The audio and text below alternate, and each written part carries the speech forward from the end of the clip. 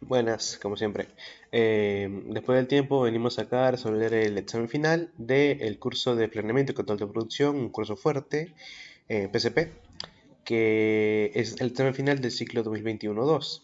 Este final tuvo en consideración 5 problemas, en el cual vamos a resolver todos, excepto el número 3, por el hecho de que este es, digamos, es demasiado extenso y servirá para otro video más que nada. Comenzando con el problema número uno, leemos lo que dice el enunciado, sería que una planta industrial actualmente está en proceso de establecer las fechas de entrega a sus clientes. Cuenta con 3 centros de labor C1, C2 y C3, que prácticamente serían como las máquinas, ¿no? Además se sabe que han recibido 4 órdenes de trabajo como se muestra en la tabla. En la primera columna se muestran las órdenes de trabajo con sus respectivos códigos y en el primer renglón los centros de trabajo requeridos. Tenemos orden de trabajo número 4, 2, 3, 1. O sea, son 4 órdenes de trabajo. Y las horas requeridas en el centro de trabajo por cada centro, ¿no? En el centro 1, centro 2 y centro 3. Por ejemplo, para el orden 4 se requieren 4 horas en el 1, 2 horas en el 2 y 5 horas en el 3. Ahora, nos pide programar estas órdenes de trabajo y determinar A. El tiempo de proceso total menor para las entregas de las órdenes. B. El tiempo de uso total, el tiempo asignado total y el tiempo de espera total de las órdenes. Este tiempo de espera total de las órdenes es, digamos, es una frase que es un pedido que va a poder repetirse en otras órdenes que vemos igual acá, para gestión así de tiempo en órdenes, y va a significar cosas diferentes dependiendo de cómo te lo piden. Y bueno, en este caso les voy a explicar, ¿no? Pero primero tenemos acá que, como vemos acá, para resolver esto, podemos resolver de varias formas, como dice la teoría, ¿no? Puede ser el más corto primero, el más largo primero, o ver quién llegó primero a pedírtelo, ¿no? O ir intentando, porque acá son 4 y son solamente 3 centros, por lo tanto no sería tan descabellado de ir intentando, con el tiempo claro que tienes que te premia, cuál va a ser el que tenga menos tiempo total de proceso, ¿no? Es para tener un menor tiempo total de proceso. Pero como acá vemos que, bueno, en todo caso tenemos que asumir, ¿no? Que lo que primero está, lo que tiene para hacerse en el C1 primero va a ser de C1, C2 y C3. No se puede saltar desde un C2 a un C1, digamos, ¿no? Y tenemos que acá algunos no tienen horas en otros centros de trabajo y en otros sí, ¿no?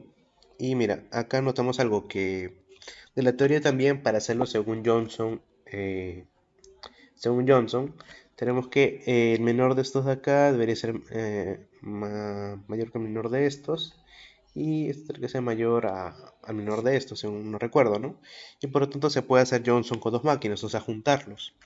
¿Cómo sería Johnson con dos máquinas? Ahora en la resolución se lo voy a mostrar. Acá vamos a la resolución, que está hecha un poco a mano, un poco hecha el mismo examen, pero vamos a verlo, ¿no? Tenemos acá contando las horas que se necesitan para primero ver, haciendo por el intento más largo y el intento más corto. A las 11 horas, el 4 suma 11 horas, el 2 suma 6 horas, el 3 suma 11 horas y el 1 suma 9 horas, ¿no? Ahora, esto una vez haciéndolo por pruebas, porque si no tienes en claro lo de Johnson, primero lo vas a hacer por pruebas, nos sale entre 20 y 21 horas, lo que viene siendo el más largo primero o el más corto primero. Ahora, con el método de Johnson que tenemos, cuando unimos estos dos centros de trabajo, los tratamos como máquina, ¿no? Cuando unimos estos dos centros de trabajo para formar la primera hilera y estos dos centros para formar la segunda hilera, ¿qué es lo que hacemos? Sumamos simplemente las horas, que son estas de acá. O sea, 4 más 2, acá vemos que es 6, 6 más 0 es 6, y acá 9 y 5. Y acá lo mismo, ¿no? 5 más 2, 7, 0, 7, 9. Y bueno, esto se puede hacer dado que esto solamente sirve para ver qué orden va a ser primera y qué orden va a ser última, ¿no? Para ver la secuencia. Bueno, ¿y cómo sirve esto, no? Contamos primero acá, encontramos la de menor hora, el mínimo de horario sería el cero, ¿no? Y como está en la fila 2, este sería el último. Por lo tanto, esta es la cuarta orden que se va a cumplir. Después, ¿cuál es el menor después de este? Es el 5. Esta está en la primera máquina, entonces esta va a ser la primera orden que se va a cumplir. Y después vemos que el menor entre los que quedan es el 6 y es en la primera máquina, así que esta va a ser la segunda.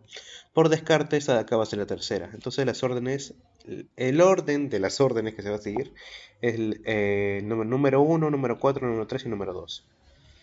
Ahora, esto lo pueden hacer en un diagrama de Gantt o también si quieren ahorrar tiempo en el examen, lo ideal sería hacerlo en estos cuadros de acá, que pones los centros o las maquinarias contra las órdenes, ¿no? Y en su secuencia, N1, N4, N3 y N2. Por ejemplo, ya, tenemos el N1 que comienza en el C2 y el C3, porque no tiene N1, ¿no? Entonces sus ceros de 0 al 5, o sea, de las primeras 5 horas van a ser en el C2 y de 5 a 9 horas van a ser en el C3. Después el N4 sí va a comenzar en el C1, ¿no? Y comienza con 4 horas, de 0 a 4 horas. Pero después va a pasar al C2 por 2 horas. Pero en el C2 ya tiene lleno su tiempo hasta las 5 horas que se empieza, ¿no? Por lo tanto va a comenzar a las 5 horas y va a después llegar hasta las 7 horas.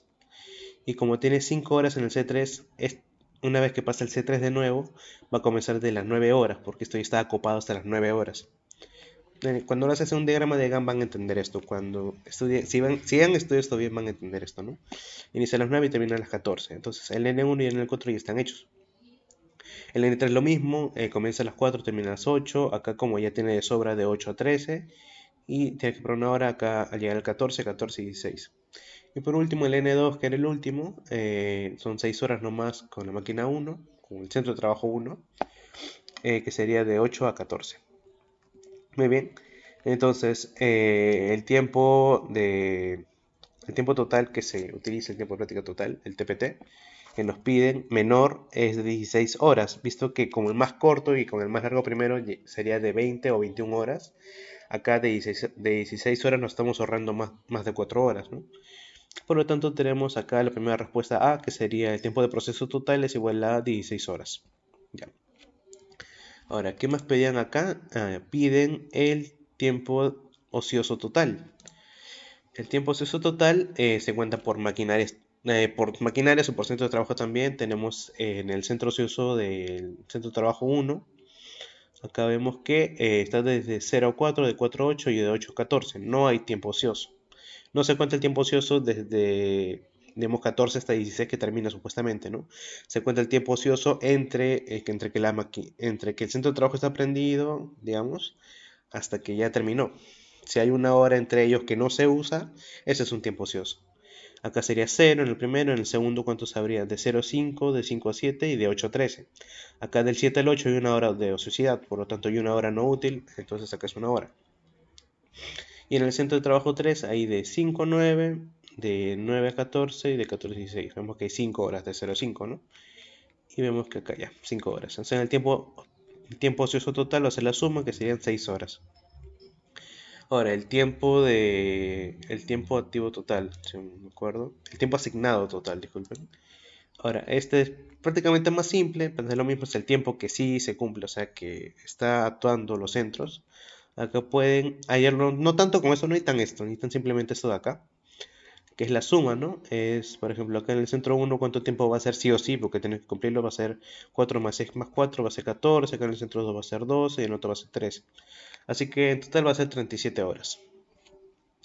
Y después tenemos lo que pide, ¿no? El tiempo de espera total de órdenes.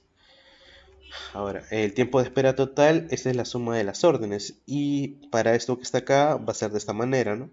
Tenemos el tiempo de espera de la orden número 1. Vemos acá que no hay tiempo de espera porque comienza en 0, 5, 5, 9. El tiempo de espera del orden 4, porque es la que sigue, va a ser de 3 horas. ¿Por qué? Porque tenemos de 0 a 4. Y después de 4 tienes que esperarse una hora para que sea de 5 a 7. Y después de 7 tienes que esperar 2 horas más para que sea de 9 a 14. Por lo tanto va a tener un tiempo de espera de 3 horas.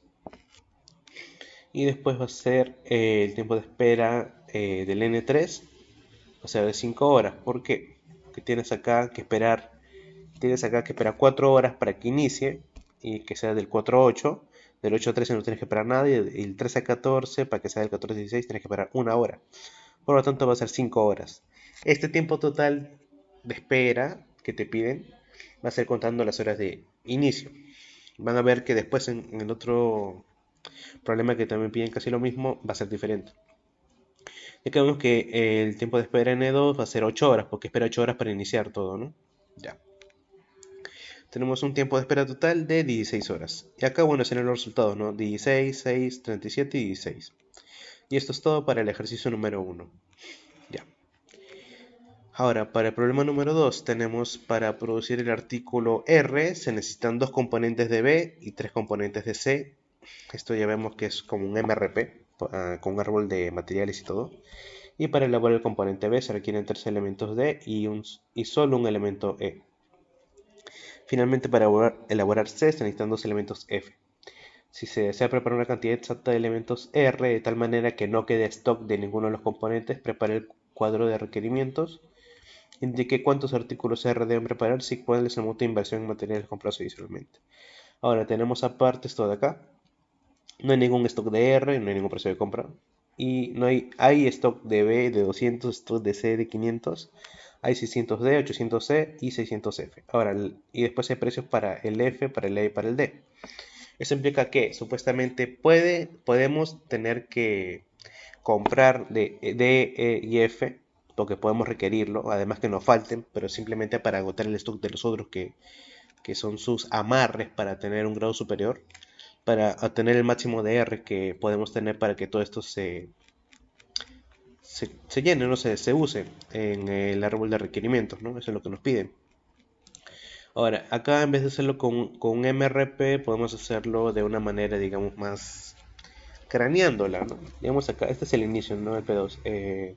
Para el R necesitas 2B, 3C, y para cada B necesitas 3D, 1E, y para cada C necesitas 2F, ¿no? Acá viéndolo de esta forma mejor, tenemos que con el árbol de requerimientos tenemos el R, acá B, C, 2, 3, y acá para cada B, E y D, 1, 3, y para cada C, 2F. Nivel de amarre 0, 1 y 2. Ahora, ¿qué es lo que nos dan primero? Nos dan lo que viene siendo acá el stock disponible, ¿no? Como vemos que primero tenemos que formar todas las R posibles, con lo que ya tenemos. Vemos que necesitamos B y C, ¿no? ¿Cuántas B y C tenemos? Tenemos 200B y 500C. Ya, por lo tanto tenemos 200B más, digamos 300C, ¿por qué? Porque es lo que vamos a ver que se gasta ahorita, ¿no? De 3 a 2 para formar 100R. Tenemos 100R por ahora, con todo lo que teníamos, de B y C, de los materiales directos, y quedaría 0 de B y 200 de C. ¿Ok? En los stocks que tenemos. Bueno, luego tenemos que 800E y 600D. ¿Esto para qué? Para formar más B. Entonces 800 y 600 está en 1 de se necesita por cada 3 de D. Por lo tanto, todo esto va a poder formar 200 de B. Ya no quedaría nada de D, pero solamente se habrían gastado 200 de porque estos están en 1 y 1. Por lo tanto, quedarían 600 de. Y luego tendríamos 600 de F también en el stock, como vemos, 600, 800, 600. Y estos 600 F, como necesitan 2 para cada C, llegarían a formar 300 C.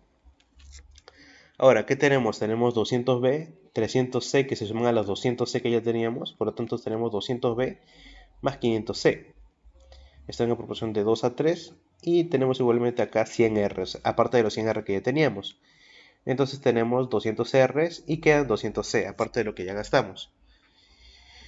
Y vemos que como se debe gastar todo el stock, vemos esta más línea, ¿no? ¿Cuánto nos sobró? Nos sobró 600C. Y como debe gastarse todo esto, ¿qué es lo que tenemos que transformarlo en B, ¿no? 200C, como están en 1,1, tenemos que transformarlos en 600B. Y como no queda más de D, tenemos que comprar los D que falta para transformarlos. Vemos que por cada 1 D necesitamos 3 de D. Si tenemos 6 D, necesitamos 3 por 600 D, ¿no? Sería 1800 de D. Luego tenemos también 600B. Y estos van a formar R, ¿no? El R mínimo. Tenemos 300 Rs. Entonces se necesita 900C. Se tiene solamente 200C. Entonces se necesitan 700C. Para tener los 700C necesitamos 1400F. Entonces necesitaremos comprar 1800D y 1400F por lo que habíamos visto anteriormente. Entonces tenemos que, sumando los R que se obtienen, serían 100 Rs, más 100 200, más acá los 300 finales que se obtienen serían 500 Rs. Tenemos estos. El cuadro de requerimientos de lo que tendríamos, que es una cosa que nos piden sobreentendida, porque no es que nos lo pidan tanto así, pero sí nos lo piden. Sería 500R, 600 de B, 700 de C, 1800 de D, nada de, lo que es lo que tenemos. Nos pediría 1400 de F. La respuesta de por sí es que se preparan 500 DR y el monto de inversión, ¿no? Que sería 1800D por 3 sobre D soles, o la moneda que nos piden sobre D, como está acá. Cada D vale 3 y cada F vale 2. Más 1400F por 2 sobre F. O sea, 2 el valor de cada F, ¿no? Entonces el monto de inversión sería 8200. Y bueno, creo que por esto ya sería este video. Hemos resuelto dos de los problemas del final de PCP. Y creo que para el próximo video ya resolveré los próximos dos que tengo planeado resolver. Bueno, no mucho más que decir. Gracias por ver este video. Los esperamos para resolver el problema número 4 y 5 respectivamente. Gracias por ver.